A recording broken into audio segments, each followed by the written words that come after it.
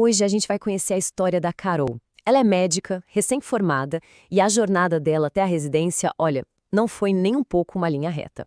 Foi um caminho cheio de curvas, de muita autodescoberta. Bora mergulhar nessa história, então. O ponto de partida da Carol é um conflito interno que, nossa, muita gente que estuda vai se identificar. E essa frase dela, eu sabia, mas eu não aceitava, ela resume tudo, né?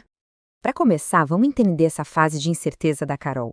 Pensa só, ela se forma, se muda para São Paulo e, de repente, se vê no meio de um turbulhão de expectativas dos outros. Ela estava seguindo um caminho que, no fundo, ela sentia que não era o dela.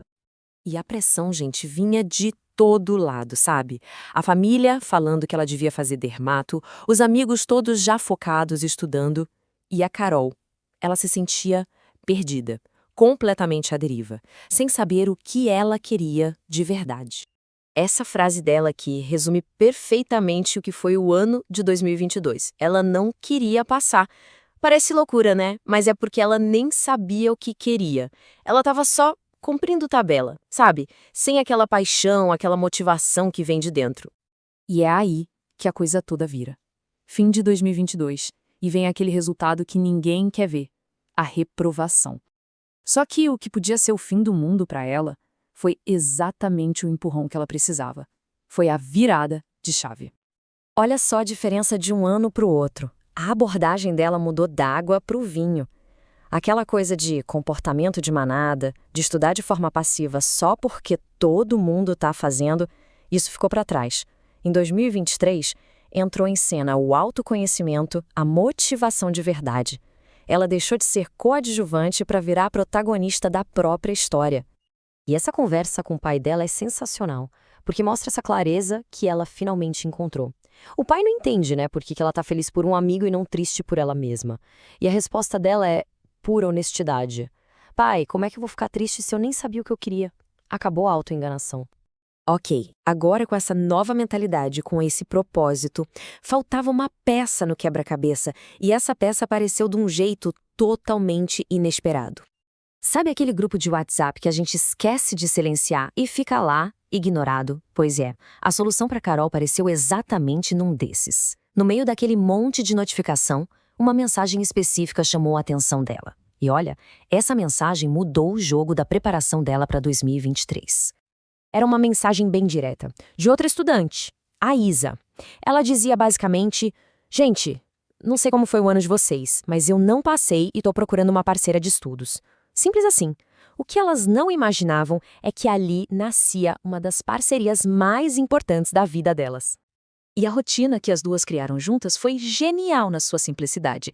Elas faziam videochamada todo dia para estudar, mantendo uma outra na linha. Todo sábado faziam provas antigas juntas e depois corrigiam em dupla, uma explicando a matéria para a outra. Isso transformou o estudo, que era solitário e passivo, em algo ativo, colaborativo. E falando nisso, em ter as ferramentas certas para se preparar de verdade, quem estuda para as provas de residência sabe o quanto isso faz a diferença. Se você é estudante e quer se preparar de verdade, entra agora em medicob.com.br, baixa o app e aproveita o maior banco de questões do Brasil, com provas anteriores de todas as instituições, questões comentadas, resumos práticos, aulas completas e flashcards prontos para revisar onde quiser. Mas não foi só a parceria com a Isa que mudou as coisas.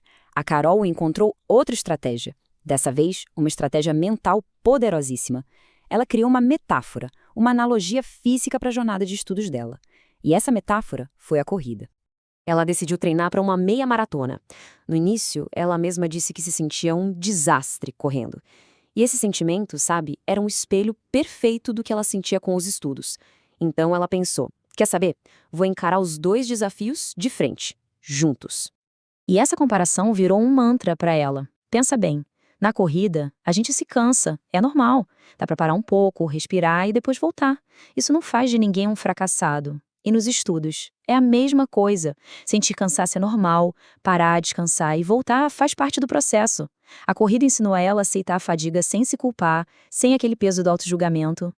Então aqueles 21 quilômetros da meia maratona se tornaram muito mais do que só uma prova física. Viraram o símbolo concreto do objetivo dela, que era a aprovação. Era a linha de chegada que ela conseguia ver, sentir, era algo real para perseguir.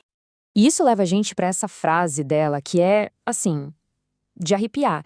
Meu principal inimigo era eu mesma. Ninguém me colocava para baixo, era eu. No fim das contas, a grande batalha da Carol não era contra as provas ou a concorrência. Era contra ela mesma. Contra aquela voz interna que sabota a gente. Bom, e com tudo isso, a gente chega na reta final dessa história. E é aqui que um fracasso, entre aspas, acaba sendo a bússola que aponta para o caminho certo. Vamos ver a sequência dos fatos. Em outubro, ela bate na trave na prova do Einstein para psiquiatria. Fica de fora por muito pouco. Aí, a parceira de estudos dela, a Isa, dá aquele conselho. Carol, você seria uma médica de família incrível. Isso acende uma luz.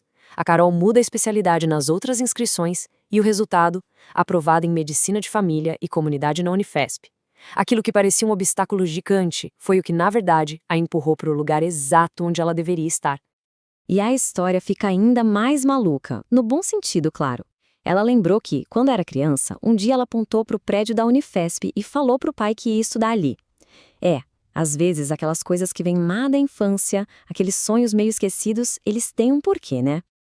Então, no final das contas, o que fica de lição de uma jornada com tantas curvas, tantos desvios?